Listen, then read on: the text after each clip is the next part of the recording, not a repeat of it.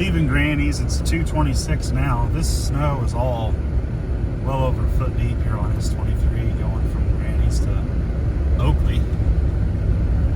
It's pretty gnarly, really. I wonder what it's going to be like from Oakley home. And I wonder what it's like from Oakley to Sherton now.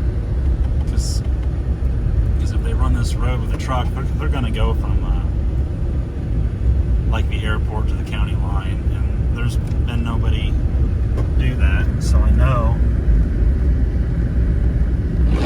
they haven't touched it then from like Oakley to Sherton or anywhere even close. Look at the ditch. Yeah. It's level.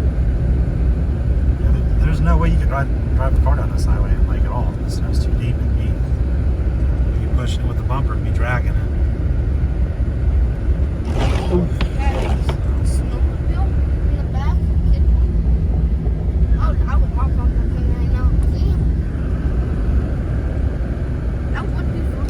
I do think the snow has let up a little bit since we left Oakley to go to Granny's, though.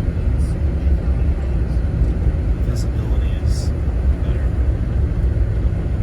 I bet you.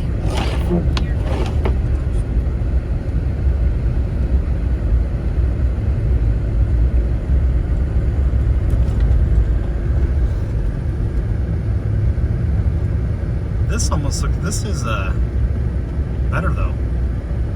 We just went by my old road. There's Austin Burgett's place there.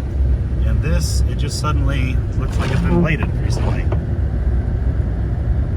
So they must be just coming from Sherton to the top of the White Crest Hill and then stopping and turning around and going back to town. That's kind of dumb, really. I don't understand why they're doing that. Because if they went from there to the county line, it shouldn't take it more than like 6 or 7 minutes. Here's a truck coming we're going to have to get over for. Is it that Ford that was stuck? No. It's a Super Duty without a plate on it. Brand new one, still got the dealer plates on it. Louis Ford. That guy there, he shoveled his driveway with a scoop shovel. Okay, here's Oakley. Kind of a little drift here on the turn. I'm going to stop it and start a new video going down the Oakley Hill.